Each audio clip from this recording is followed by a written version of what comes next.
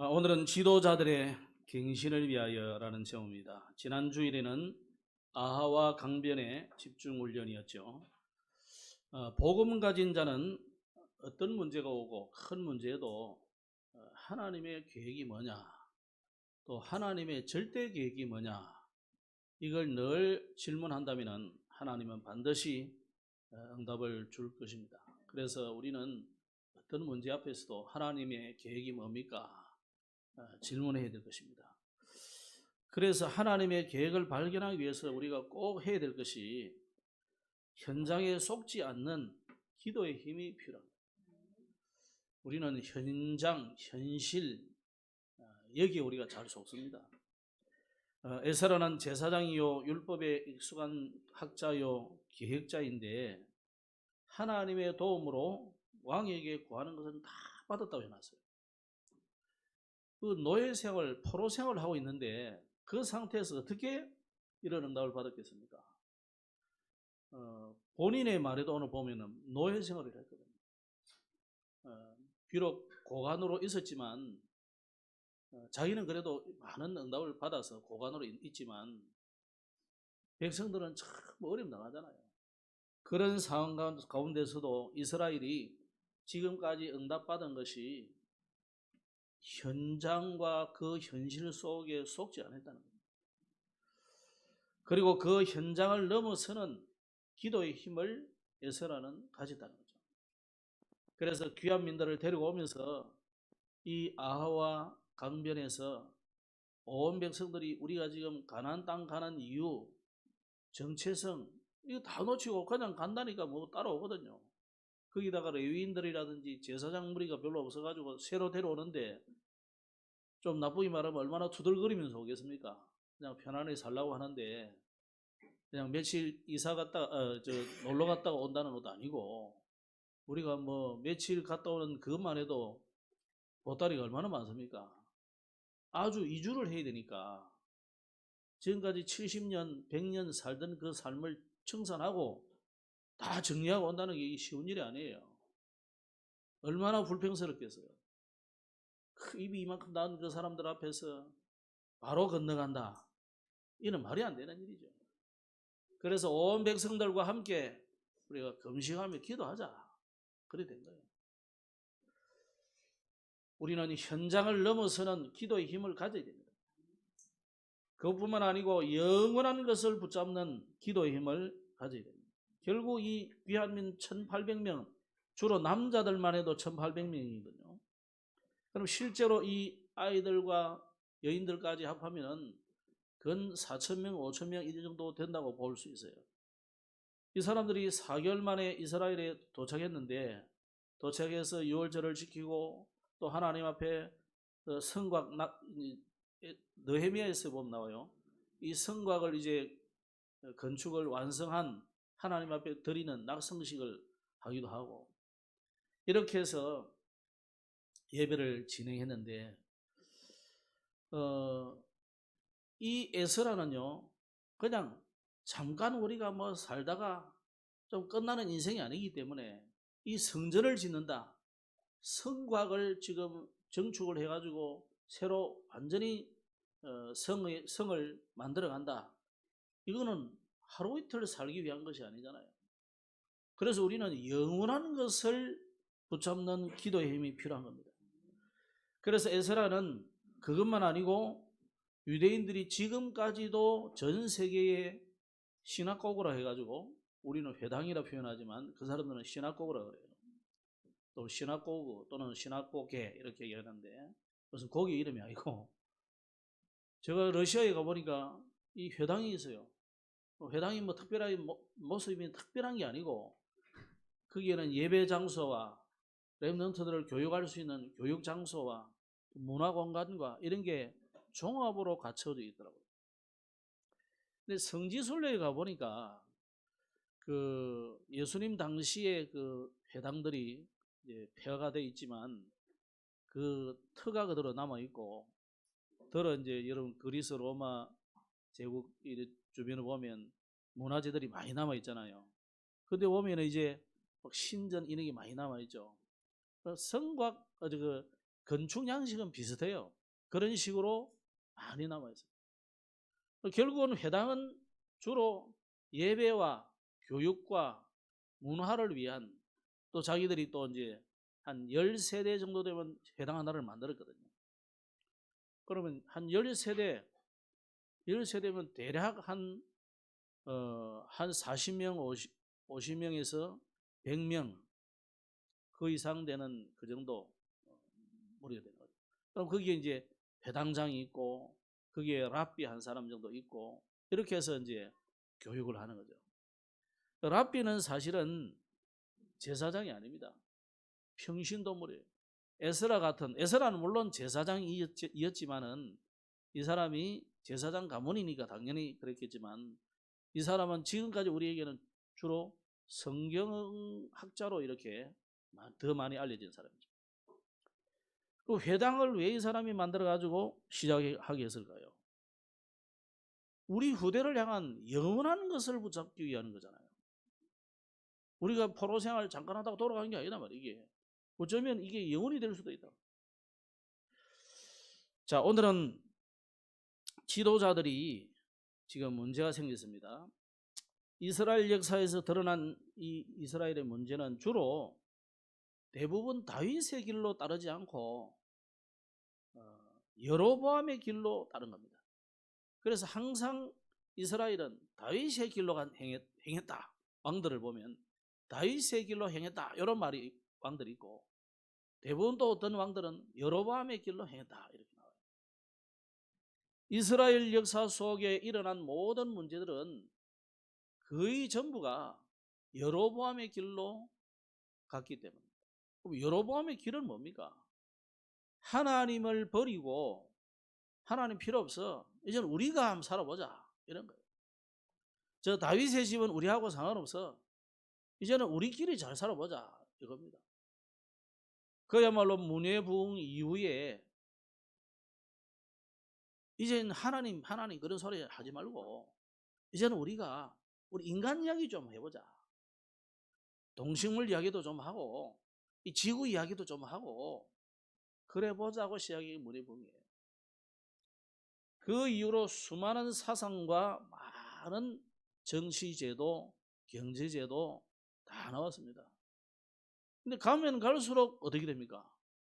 얼마 못 해가지고 대항해 시대도 시작되고 하지만요, 1차 대전이 일어나고 2차 대전이 일어나고 가다가면 지금 3차 대전이 일어날 수도 있어요. 오늘 아침에 이스라엘 담당 그 우리 목사님 한 분이 카톡을 올려놨어요. 이란이 드론으로 이스라엘을 지금 폭격할 준비를 다 갖춰놨다. 그래가지고 띄운다 이거죠. 그 우크라이나 전쟁을 해보니까 결국 재래식 무기도 필요하거든요. 지금 보니까. 근데 그 재래식 무기를 제일 잘 파괴시키는 거 보니까 다른 게 아니고 포가 아니고 이게 드론이라 띵 가가지고 딱 떨어뜨리는 게 딱 맞거든요. 지금 그런 전쟁이 지금 시작되고 있어요. 이게 자칫하면요 우크라이나만 아니라 이스라엘과 전 세계 전쟁이 일어날 수도 있는 중요한 시점입니다. 기도하셔야 돼요. 어쨌거나 이스라엘은요 초기 시대는 여로보암의 길로 따라갔는데 이 여로보암의 길 따라간 것이 뭡니까? 종교 혼합주의예요. 종교 혼합주의로 빠져가지고 처음에는 그냥 주변 여인들하고 남자들하고 이렇게 결혼한 거예요. 그래가지고 아이고 뭐 당신 종교도 종교니까 위대한 종교요. 당신 시도 좋은 시리요. 서로 해가지고 막 우리로 말하자면 절간에다가 예수님의 부활을 축하합니다. 뭐 이런 소리. 예수님의 탄생을 축하합니다. 성당 앞에다가 불탄절, 석가탄신일 축하드립니다. 걸어놓고 굉장히 종교끼리 화합하고 평화를 지키니까 좋은 듯 이렇게 보이죠. 물론 또 그래 하는 것이 좋습니다. 뭐 싸우고 하는 것보다는 훨씬 낫지만은 문제는 그게 아니다 말이에요. 사람들 보기에는 안 싸우니까 좋은 게 맞는데 이게 이제 종교 혼합주의에 빠지는 거예요. 당신의 종교를 존중하고 뭐 사랑하지는 못해도 존중하는 건 좋은 건데 나쁜 거 아니에요. 그게 갈수록 어떻게 되냐면 하나님 믿는 신앙이 아닌 섞은 신앙이 되는 거예요. 그래서 여러분 구약 성경을 자세히 보면 심지어 하나님은 옷감도 섞어 짜지 마라 그러다. 옷감은 이 짜는 거는 그걸 섞어 짜야 이게 이제 조직이 되잖아요. 조직. 그죠? 직조라거든. 그죠? 옷을 배를 짜는 걸 직조라거든. 거꾸로 하면 조직이잖아요. 똑같은 말이에요. 가로 세로 이런 만나야 이게 이제 섞여서 단단한 옷이 되잖아요. 그런데 하나님은 그걸 하지 말라는 게 아니라 거기에 자기들이 문양을 만들 때 여기는 빨간 줄, 파란 줄, 회색 줄 이런 식으로 섞지 말라는 거예요. 농사를 지어도 여기는 파농사, 여기는 배추농사 이런 식으로 하지 말라는 거예요. 유 목사님 표현을 빌면 비빔밥 먹지 마라 이 말이에요. 비빔밥을 싫어해서가 아니라 그만큼 우리는 복음으로 오직이 되지 않으면 안 되기 때문에 그래요. 이 종교 혼합주의는 사단이 굉장히 좋아하는 전략이에요. 사단은 본래 뭐 하는 자입니까? 속이는 자고 전쟁하는 자예요. 남의 것을 뺏고 싸우게 만드는 존재단 말이에요. 화평을 깨는 존재단 말이에요. 그런데 겉으로는 뭐로 만드냐면 자꾸 화평이라 이거야. 아이고 남의 종교도 존중해주고 그래 불교도 존중해주고 저 무슬림도 존중해주고 그래라. 좋습니다. 무슬림 존중해줘가지고 어떻게 되겠어요? 그 사람들은 절대 존중 안 해줍니다.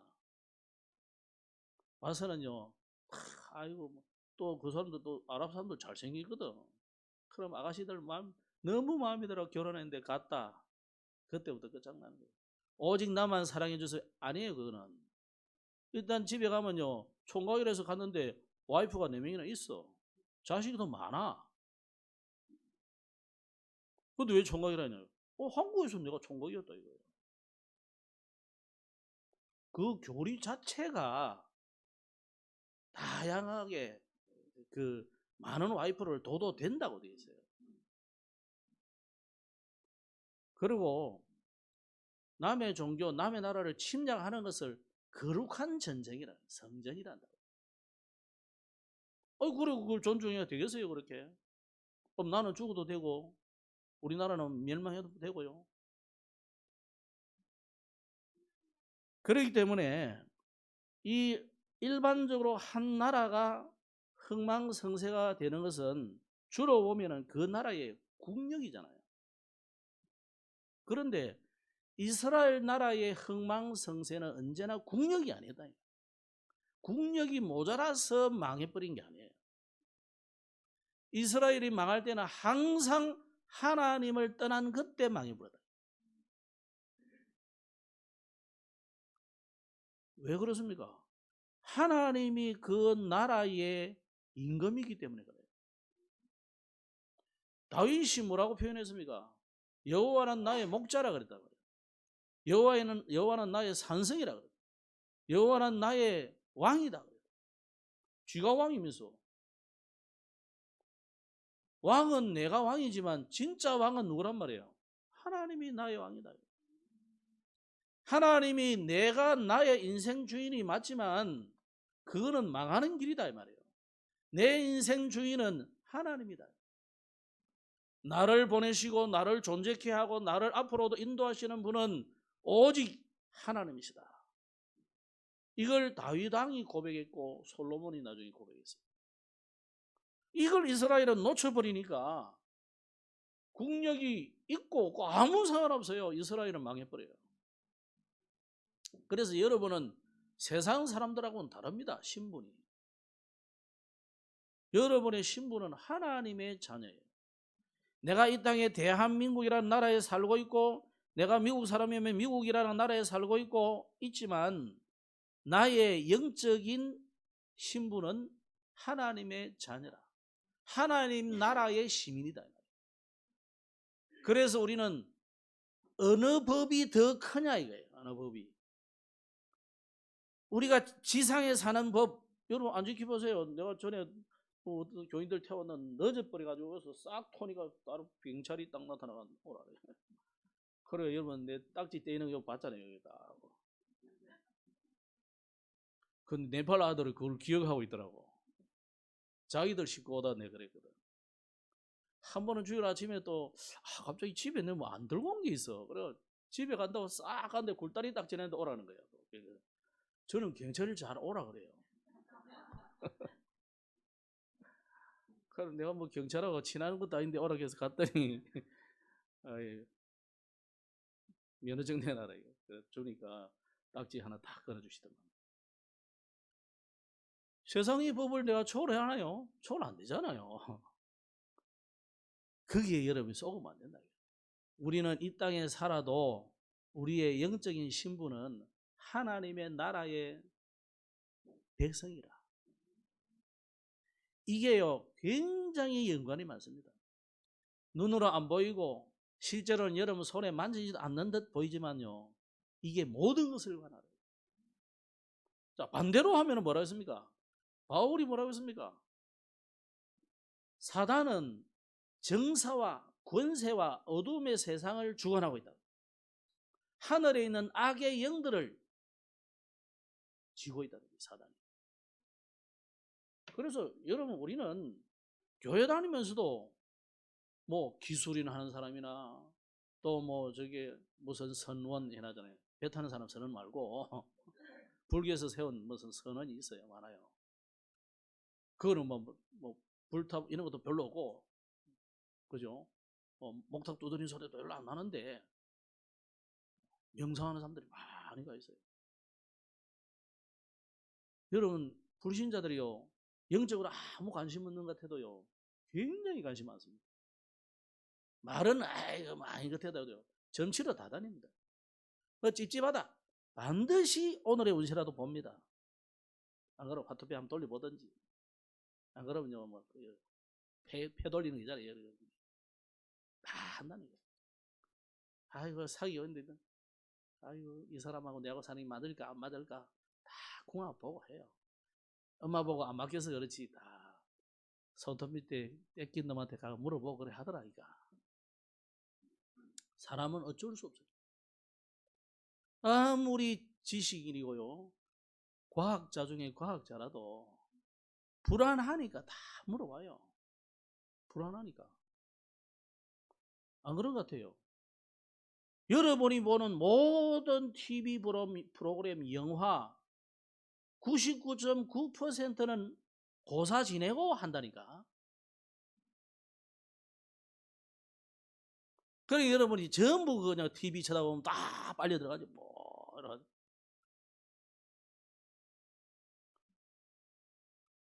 기독교인들도요. 내가 기독교 감독이다. 기독교인 감독이다. 내가 영화 하나 찍는데 나는 하기 싫은데 제작자가 하자 그래. 후원자가 하자 그래. 돈 안 주는데 그러면 내 돈으로 찍는 건 문제 없지만은 안 할 수가 없어요. 세상 구조 자체 그리 돼 있다. 이스라엘의 멸망 이유가 바로 그겁니다. 하나님이 주인 안 되는 거예요. 내가 내 인생의 주인이다 맞아요. 유치원 때부터 우리는 배웠잖아요. 자기의 일은 스스로 하자. 그건 맞는데 물론 맞아요. 맞는데 그게 아니다니까. 여러분 인생에 여러분 마음대로 되던가요? 그게 될 듯 파랑새처럼 잡힐 듯 안 잡힌다는 게 이게. 왜 그렇습니까? 하나님 떠난 인생은 절대 행복이 없고 하나님 떠난 인생은 사단이 장악하고 있고 하나님 떠난 인생은 어쩔 수 없이 운명 사주팔자에 묶여 있단 말이에요. 하나님 떠난 그게 죄예요. 죄로 인한 것은 반드시 정죄가 되고 심판이 있단 말이에요.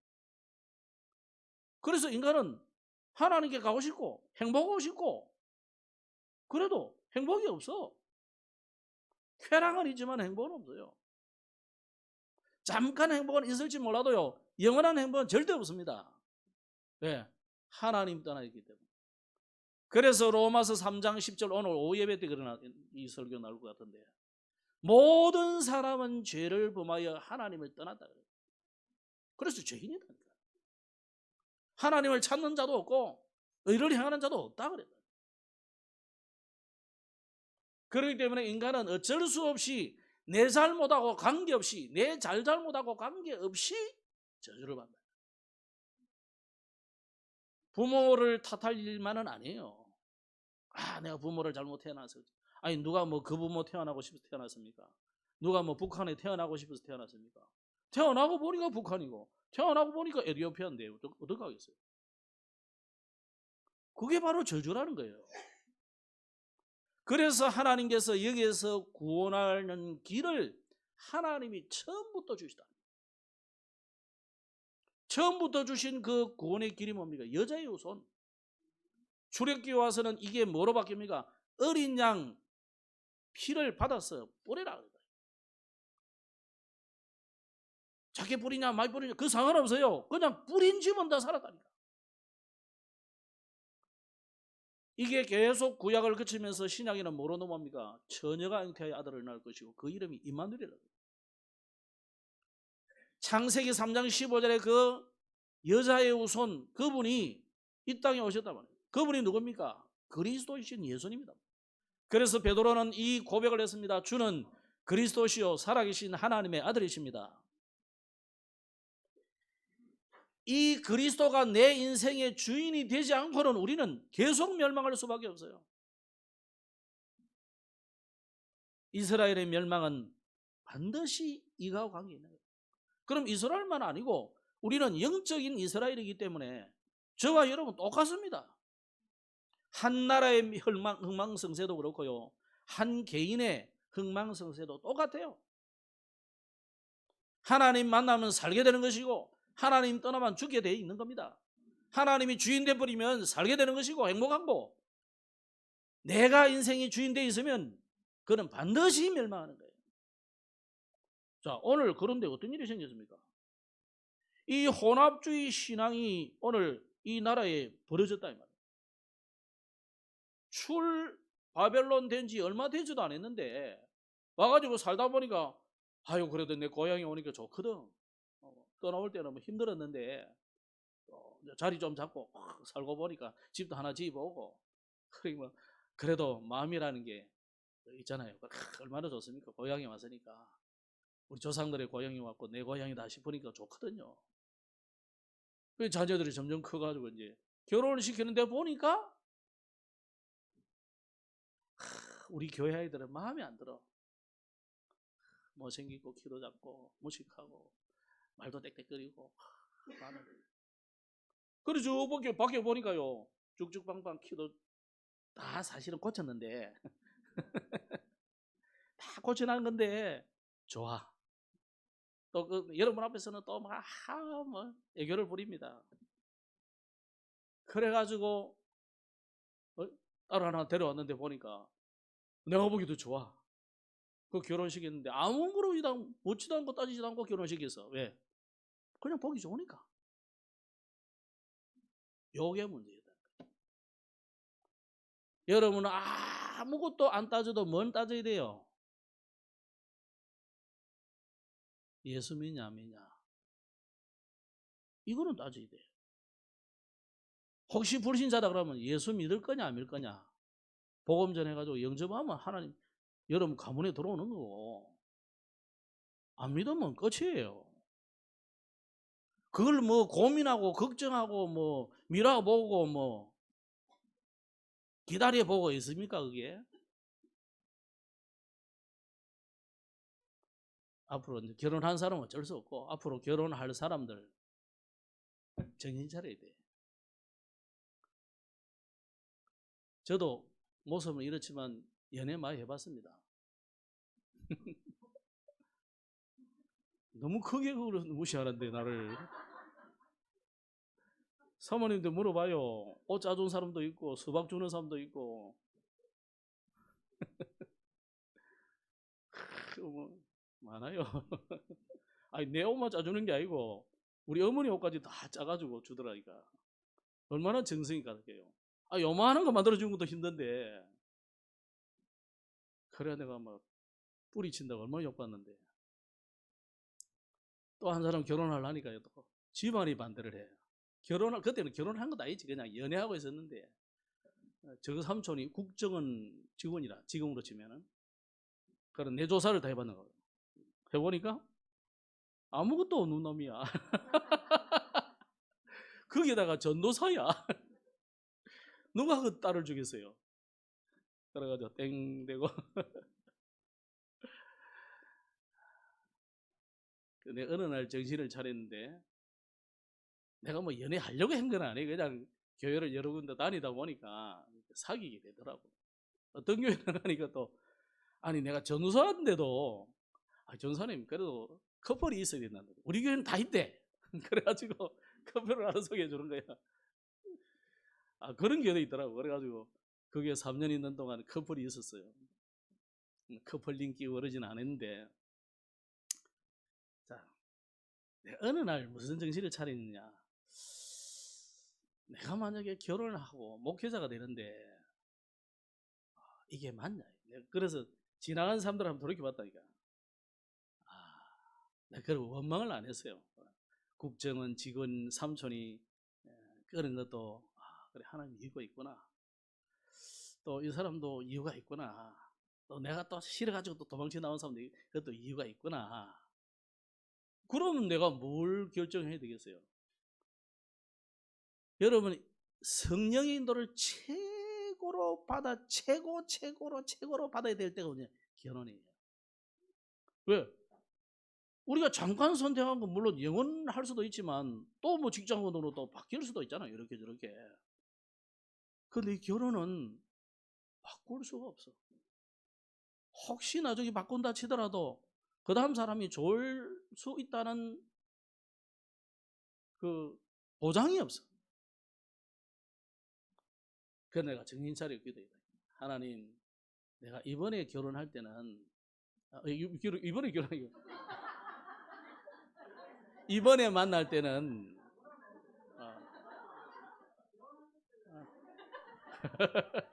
그렇네. 이번에 만날 때는 정말 하나님 앞에서 내가 결혼할 사람, 진짜 하나님이 원하는 사람을 만나서 목회 잘할 수 있는 그런 사람 만나게 되더라고요. 그런 기도하고 잊어버렸어요, 내가 뭐. 근데 어느 날 어떤 분이 전화가 왔어. 저를 촌놈 하는 사람이 있어요. 촌놈. 그분이 전화, 야, 한번 만나봐라 그러더라고. 그래, 뭐 어쩌고 저쩌고. 그래, 예, 갔어요. 그리고 그때 딱 생각이 나는 게, 내가 그 기도가 생각나더라.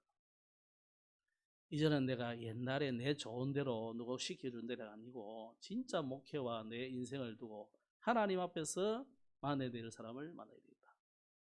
그러고 보니까 딱 시기적으로 맞아요. 그럼 만나자 뭐 자기는 뭐 아니다고 그러고 뭐 3년 기다린 게 어디서 그냥 가면 되지. 그래서 6개월 만에 결혼했어요. 저는 후회한 적은 없거든요. 그 다음부터. 자, 여러분 오늘 중요합니다. 이 지도자들이 뭘 갱신을 안 하느냐. 지금 이스라엘이 망한 이유를 몰라요. 조금 기분 좋아가지고 본국에 돌아와서 좀 잘 살고 하니까 이스라엘이 지금까지 멸망한 이유를 몰라. 여러분 성경을 읽으면서 우리가 자꾸만 모르면 안 됩니다. 진짜 이유를 깨달아야 돼요. 오늘 여기에 지금 이스라엘이 뭐 이방인들하고 결혼했다 하나님이 그걸 질투하고 시기하고 그런 이야기가 아니에요. 이건 종교 혼합주의예요. 종교 혼합주의는 조금 있으면 바로 우상숭배로 빠져버립니다. 그래서 우리는요 오직 복음이라는 것을 여러분 마음에 딱 두고 있어야 돼요. 그래서 여러분 아무리 뭐 신부감이 좋고 신랑감이 멋있고 직장이 좋고 뭐 돈이 많고 뭐 상관없어요. 그건요 그때 결혼식 때 좋아요. 그 다음부터는 실제로 사는 것이기 때문에 영이 틀리면 못 살게 돼 있어요. 사람은 영을 바꿔야 되는데 그거 바뀌어집니까? 금방 바뀌냐고요. 가정복음화는요 적어도 30년을 두고 30년이면 한 세대요. 30년 40년 한 세대를 두고 가정의 복음화가 대부분 넘어가거든요. 금방 되는 집은 진짜 그 하나님 특별하네요. 김세기 권사 집 같은 저런 집은 정말 하나님이 특별하네요. 홍보가 묻듯이 바로 그냥 보면 다 돼버리거든. 시어머니까지 심지어 뭐 교회는 안 오시지만은 일단 다 해버려요. 그런 경우는 극히 드물고 보통 20년, 30년, 40년을 가요. 그러면 40년 동안 복음 안 듣고 안 온 사람 나중에 어떻게 40년이면 거의 간다니까. 안 믿으면 가. 어디 간지 몰라도. 오늘 이 사람들이 고린도후서 6장에 보면은 하나님이 결혼 제도를 허락했지만은 아무하고나 결혼할 자유를 준 건 아니에요. 이 결혼이라는 것은 제일 강력한 결속이잖아요.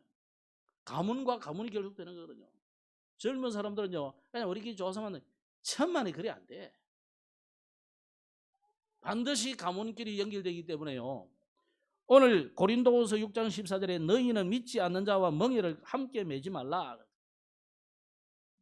자, 멍에라는 것은 뭐냐면 소가 밭을 갈 때 이 매는 이런 걸 멍에라 그래요. 이스라엘은 한 마리만 가지고 매지 않아요. 갈지 않는단 말이에요. 반드시 훈련시키기 위해서 새끼 소를 같이 데려다녀요. 조그만 거 말고 중소 이런 걸. 그래서 결이라는 단어를 쓰는 거예요. 결이. 그러니까 한 결이 할 때는 두 마리를 말하는 거예요. 그래서 이제 이랴 하면서 끌고 간단 말이에요. 요럴 때 섞어서 하지 말아요. 그 멍에를 같이 매게 되지 마. 그럼 이런 생각이 두 마리 같이 가고 있는데 소 생각이 다 틀려. 떠받든지 서로 쉬어주든지. 이러가 어떻게 농사가 되겠냐 이 말이에요. 동작이 안 되는 거예요. 여러분 의미 있게 오늘 받아들여야 돼요. 이거는 굉장히 중요한 얘기예요. 사람들은 또 그렇게 생각하죠. 뭐 그래도 하나님은 사랑이 하나님이기 때문에 우리의 결정을 그래도 인정하시게 돼 있어. 물론 인정합니다. 그러나 결과는 여러분이 다 받아야 돼요. 그 고통과 그는 자녀들에게 또 내려가요. 여러분이 싸우고 찢지고 뽑고 하는 걸 자녀들이 다 본다니까. 그게 전부 그냥 보는 게 아니고요. 그게 전부 습관, 체질, 각인, 뿌리 다 만든다니까. 그리고 자녀들이 나중에는요, 사람이 이상해. 왜 그래? 이해가 안 돼. 왜? 부모들이 그 모습을 보고 자랐기 때문에 인격이 그렇게 형성돼 버린다. 삶이 그렇게 돼 버려. 다 우리 그래가지고 부모들의 그 영적 문제를 인해서 다 받아가지고 우리가 지금 자라는 거야. 특이한 습관이 있다 싶으면 다 부모들의 모습이에요. 혹시 저도 그런 게 나오면 보이면 제가 아버지가 저랬구나 생각하시면 돼요. 그래서 오늘 에스라가 회개기도 한 거예요. 에스라가 뭐라고 회개기도를 했냐면 백성의 죄를 우리 죄악으로 고백하면서 기도했는데 저 지도자들의 죄가 아니라 우리의 죄다. 심지어 뭐라 했냐면 방백도 제사장도 백성도 부끄러운 줄을 알아야 되는데 지금 이 백성들이 부끄러운 줄을 몰라. 아니 우리가 뭐 내 자식 뭐 결혼시키는데 네가 무슨 상관이야? 맞지요 물론. 에스라가 관여할 일은 아니죠. 그게 이제 틀린 생각이에요. 그래서 제가 왜 오늘 심각한 이야기를 던지느냐. 이게 이 설교 할 일이 잘 없어. 그죠?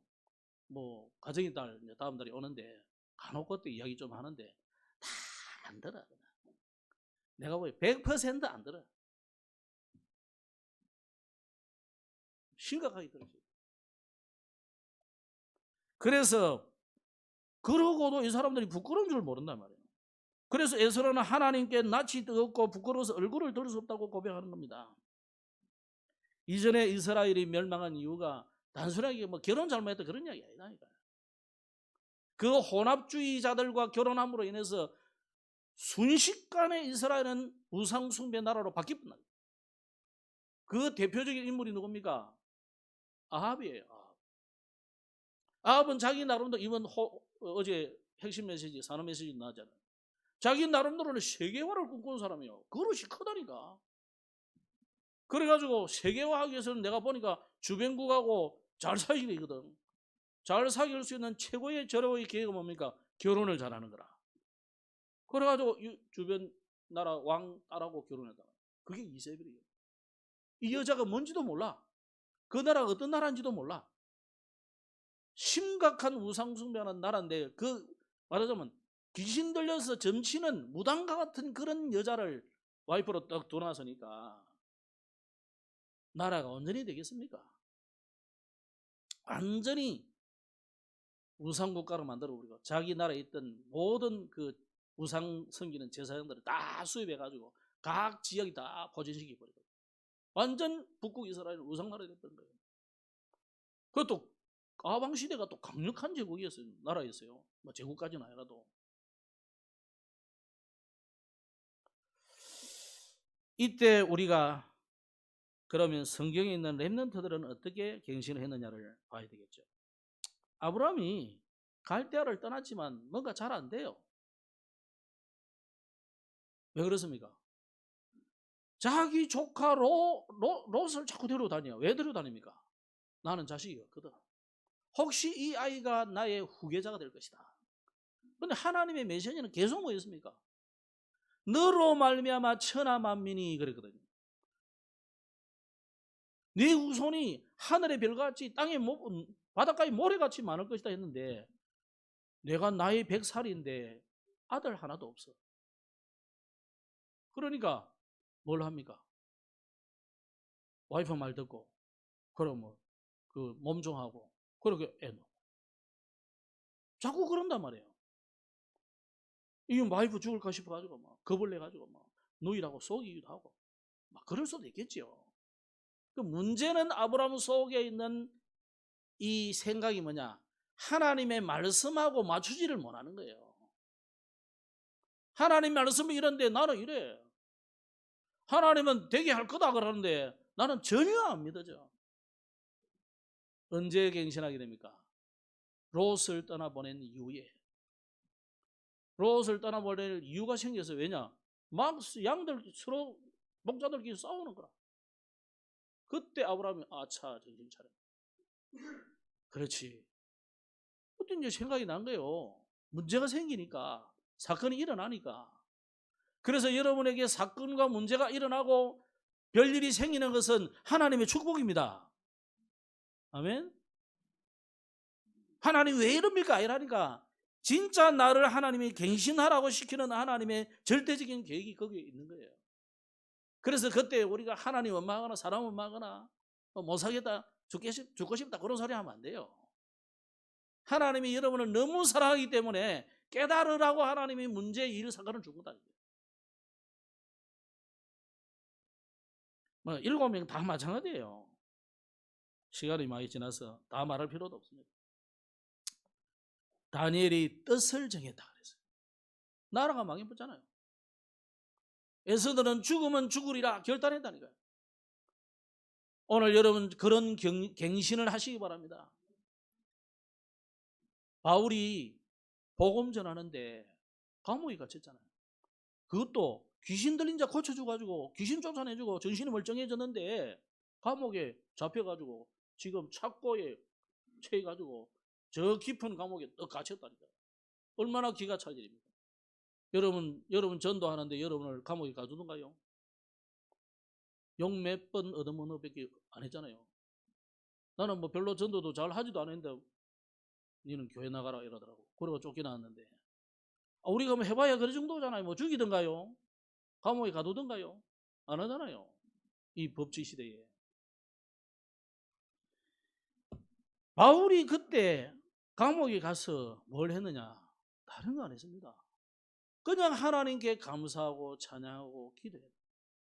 근데 성경에 뭐라 적었냐면 죄수들이 듣더라. 조용히 듣는 거예요. 사람 죄수들이 보니까 이 사람은 두드려 맞고 이런 피들 줄 흘리고 막 잡혀가지고 있는데 참 어떻게 보면 불쌍하게 보여야 되잖아요. 근데 이 사람들이 알지 못하게 사람들이 알지 못하는 평안함, 기쁨, 감사가 있는 거예요. 그러니까 죄수들이 듣는 거죠. 수근거리지 않고 가만히 듣는 거예요. 근데 그날 밤에 이상한 일이 생겼어요. 뭐 우리처럼 막 땅을 진동하도록 막 통성기도 했겠습니까? 그 지금 아빠 다 죽어가는데 두드려 맞고 들어가 있는데 큰데요. 옥터가 움직이고 착고에 매였던 것이 다 풀립니다. 바울 것만 풀린 게 아니고 죄수들이 다 풀려버렸어. 문도 다 열려버려. 여러분, 하나님 앞에 우리가 갱신할 때 하나님 주는 축복이에요. 이때 열려진 문이 뭡니까? 빌립보 도시 전체 복음하잖아요. 간수가 회개하는 일이 일어나고요. 빌립보 전체가 복음화되어 버렸어요. 그래서 우리가 갱신해야 될 부분이 뭐냐? 근원적인 갱신을 바로 해야 됩니다. 바벨론 70년 이 포로 생활을 하나님이 원해서 준 게 아니에요. 자기들이 하나님 떠나가지고 우상 숭배하다가 지금 당연히 와야 될 것이 왔다니까. 그러면 70년 포로를 왜 하나님이 허락했을까요? 이스라엘은 요나같이 저 니느웨, 바벨론, 아수르 저기 가서 복음 전해라 하는데도 절대 안 가는 거라. 왜 안 가지요? 자기들은 선민이다 이래요. 메시아 그리스도는 우리를 건지러 오는 우리의 왕이기 때문에 쟤네들하고는 상관없어. 이런 이상한 선민 사상을 가지고 있기 때문에 저와 여러분도 자칫하면요 선민 사상 가질 수 있어요. 우리 뭐 배달의 민족 또 뭐 백이 민족 이 전부 선민 사상이거든요. 버리래. 여러분이면 롯데 또 뭐야 야구단 좋아한다. 또 여러분이 뭐 축구에 뭐 우리하고 한일전 한다. 그러면 한국을 응원하는 그런 차원을 말하는 게 아니다니까. 우리에게는 너무 그게 많아요. 심지어 여러분 일본 사람이면 보기도 싫고 중국 사람 보기도 싫고 막 그렇습니까? 회개하셔야 돼요. 하나님이 왜 우리를 여기에 중단시켰고 이 70년 전쟁 이후에 하나님이 이 나라를 세계 열강 가운데 10등 안에 들게 만들고 이렇게 부강한 나라로 만든 이유가 뭐겠습니까? 또 우리나라가 전 세계에 지금 한글이 자꾸 퍼지고 한류 문화가 자꾸 퍼지는 이유가 뭐겠습니까? 하나님이 이 나라를 선교할 절대 절호의 찬스를 하나님 줬다는 겁니다. 그러면 내가 단순하게 내 묵고 살기 위해서 일하고 돈 벌고 자식 공부시키고 그거 아니다니까요. 하나님은 우리에게 전 세계 2237나라 5천 종족을 향해서 복음 들고 가라고 하는 중요한 하나님의 이유가 있는 겁니다. 절대 이유가 있는 거예요. 절대 이유라는 말은 바뀌지 않는 이유단 말이에요. 순간순간 바뀌는 하나님의 이유도 있습니다. 절대 이유라는 것은 세계모모는 하나님의 절대 이유입니다. 그런데 이스라엘은요 이 갱신이 안 되는 거예요. 70년 포로 생활하고 돌아왔는데도 불구하고 갱신이 안 돼. 지금 뭐 이방인하고 결혼했다 그 하나님이 그거 가지고 막 에스라 그거 가지고 막 째째하게 구는 이야기가 아니다니까.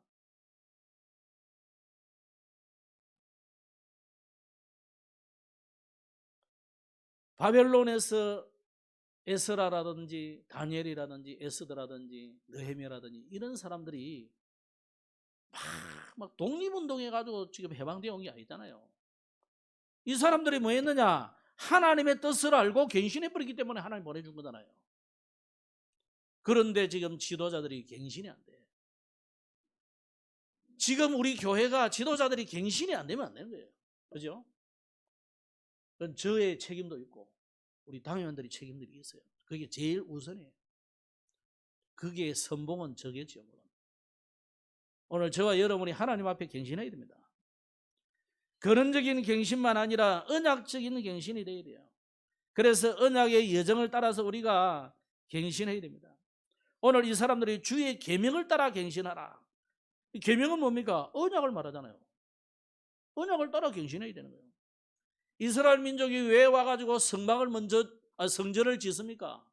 그 이전에 이스라엘은 광야에서 성막을 왜 만듭니까? 그 속에 언약궤는 왜 둡니까? 나중에 성전을 왜 만들고 돌아와서는 성전을 다시 재건합니까? 언약 때문에.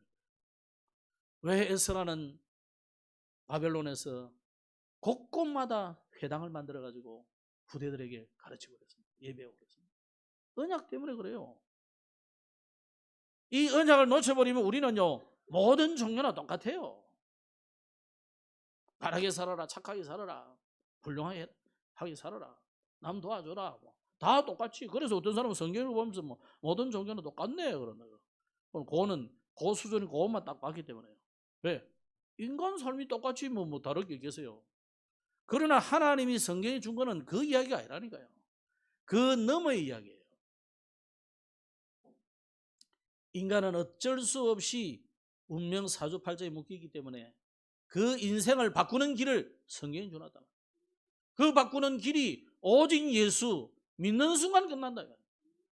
여러분이 노력해가지고 헌신 많이 하고 봉사 많이 하고 전도 많이 하니까 구원해 주더라 아니다. 그건 종교예요. 영접하는 자 곧 그 이름을 믿는 자들에게는 하나님의 자녀가 되는 권세를 줬다 그랬어요. 믿는 순간 마음으로 믿어 의에 이르고 입으로 신하여 구원에 이르느니라.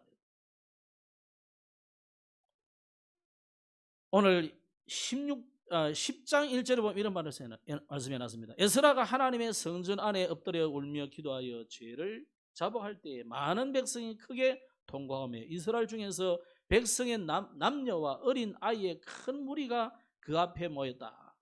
구약 시대에요. 특히 예수님 당시에도 마찬가지지만 어린 아이는 셀 가치도 넣지 않았어요. 세지도 안 했어. 오늘 여기 뭐라 했냐면 어린 아이의 큰 무리가 모여들었다 그래요. 미래를 두고 우리가 갱신해야 돼요.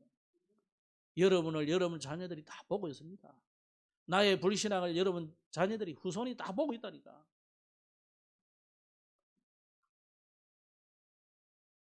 그래서 술꾼집에 술꾼 나오고 그러는 거예요. 그죠? 의사집에는 의사가 나오고 그러는 거예요. 본대로 하기 때문에. 말씀 뵙겠습니다. 고린도서 6장에 보면 이런 말씀이 있는데 한번 쭉 제가 읽어드릴 테니까 보십시오. 우리가 하나님과 함께 일하는 자로서 너희를 권하노니 하나님의 은혜를 헛되이 받지 말라. 이르시되 내가 은혜 베풀 때에 너희에게 듣고 구원의 날에 너를 도왔다 하였으니 보라 지금은 은혜 받을 만한 때요 보라 지금은 구원의 날이로다.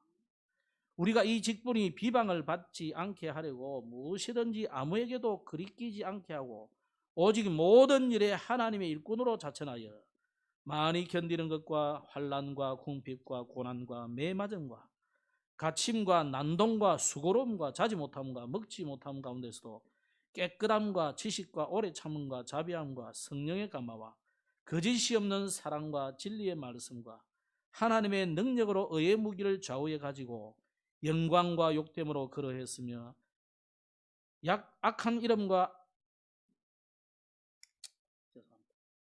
악한 이름과 아름다운 이름으로 그러했느니라. 우리는 속이는 자 같으나 참되고 무명한 자 같으나 유명한 자요 죽은 자 같으나 보라 우리가 살아있고 징계를 받는 자 같으나 죽임을 당하지 아니하고 근심하는 자 같으나 항상 기뻐하고 가난한 자 같으나 많은 사람을 부요하게 하고 아무것도 없는 자 같으나 모든 것을 가진 자로다. 고린도인들이여 너희를 향하여 우리의 입이 열리고 우리의 마음이 넓어졌으니 너희가 우리 안에서 좁아진 것이 아니라 오직 너희 심정에서 좁아진 것이니라. 내가 자녀에게 말하듯 하노니 보답하는 것으로 너희도 마음을 넓히라. 너희는 믿지 않는 자와 멍에를 함께 매지 말라. 의와 불법이 어찌 함께하며 빛과 어둠이 어찌 사귀며 그리스도와 벨리알이 어찌 조화되며 믿는 자와 믿지 않는 자가 어찌 상관하며 하나님의 성전과 우상이 어찌 일치가 되리요. 우리는 살아계신 하나님의 성전이라. 이와 같이 하나님께서 이르시되 내가 그들 가운데 거하며 두루 행하여 나는 그들의 하나님이 되고 그들은 나의 백성이 되리라. 그러므로 너희는 그들 중에서 나와서 따로 있고 부정한 것을 만지지 말라. 내가 너희를 영접하여 너희에게 아버지가 되고 너희는 내게 자녀가 되리라. 전능하신 주의 말씀이니라 하시느니라. 이스라엘이 겨우 포로에서 해방돼 가지고 고토로 돌아왔으나 완전히 국권이 회복된 게 아니잖아요. 왕도 없고 이 사람들은 뭐 아직 권리가 없습니다. 아직 속국이에요, 속국. 그런데 조금 안일한 그것 때문에, 조금 편안한 것 때문에 또 옛날로 돌아가 보다. 그렇다면 이스라엘은 지금 뭐 해야 되겠습니까? 오늘 마지막에 세 가지 경신을 하라고. 여러분 기도 경신하시기 바랍니다. 오늘 에스라가 이것을 두고 하나님 앞에 정말 기도하면서 여러분 나는 기도할 제목이 없다. 지금 제목이 왜 없습니까? 우리나라가 지금 휴전이에요. 휴전 국가예요. 언제든지 치면 칠 수 있는 나라예요. 김정은이 왜 못 칠까요? 6.25 이후로 왜 김일성이가 못 내려왔을까요? 한국군이 힘이 세서 그렇습니다. 미군이 있어서 그렇습니다. 아닙니다. 이 나라를 하나님의 이름 앞에 세웠다. 하나님. 이 나라를 세운 자들이요 대부분 주의 종들이에요. 재헌국회 그 명단을 보라니까. 목사님들, 장로님들 엄청 많아요. 초대 대통령 이승만은 장로님입니다. 정말로 기도로 세우는 국가예요. 그런데 우리가 지금 기도 안 한다. 나라를 위해서 기도하셔야 됩니다. 지금 우리 후대를 위해서 기도해야 됩니다. 두 번째 갱신은 뭐냐? 전도를 향한 갱신을 해야 됩니다. 하나님이 전도 속에 모든 것을 다 넣어놨어요. 그런데 우리는 전도가 어렵다. 전도가 안 된다. 안 돼도 해야 되고 어려워도 해야 되고 전도는 그래요. 그래서 여러분의 현장, 구역, 가정에 전도 계획을 세우시기 바랍니다. 세 번째로 갱신해야 될 것이 오늘 예배 갱신입니다. 오늘 이스라엘이요. 예배 갱신이 안 돼. 성전은 재건해놨는데 삶은 지금 완전히 예배 신앙생활이 엉망으로 가고 있어요. 여러분 여러분이 정말 나를 돌이켜보는 시간 되시기 바랍니다. 너무 지적하지 말고 혹시 목사가 마음에 안 들어도 목사 지적하지 마시고 한번 나를 돌이켜보시라. 장로님들이 혹시 마음에 안 들어도 평신도들은 나를 돌이켜보시라. 나만 하나님 앞에 서면 다 되게 돼 있어요. 그죠? 노예 캠프, 후속 캠프를 두고 기도해 주시고 지금 금토일 시대 금요일 저녁에 우리가 모여서 기도하고 토요일 날은 후대를 위해서 우리가 교육하고 주일날 우리가 진짜 하나님 앞에 예배하는 시간 되시기 바랍니다. 특히 선교대와 우리 박지호 선교사를 위해서 많은 기도를 부탁드립니다. 기도하겠습니다. 하나님 감사합니다. 오늘 지도자들의 갱신을 위하여 말씀을 주신 하나님, 우리가 조금 된다고 할 때 안일함에 빠져서 또 옛날 일을 돌이켜 가는 체질입니다. 오늘 우리의 체질을 바꿔주시고 우리의 잘못된 갈 길을 바꿔주시고 하나님께서 원하시는 그 길을 걸어가는 저들 되게 하여 주시고 부대에게 제대로 언약 전달하는 우리 교회가 되게 하옵소서. 주 예수님 이름으로 기도드렸습니다. 아멘.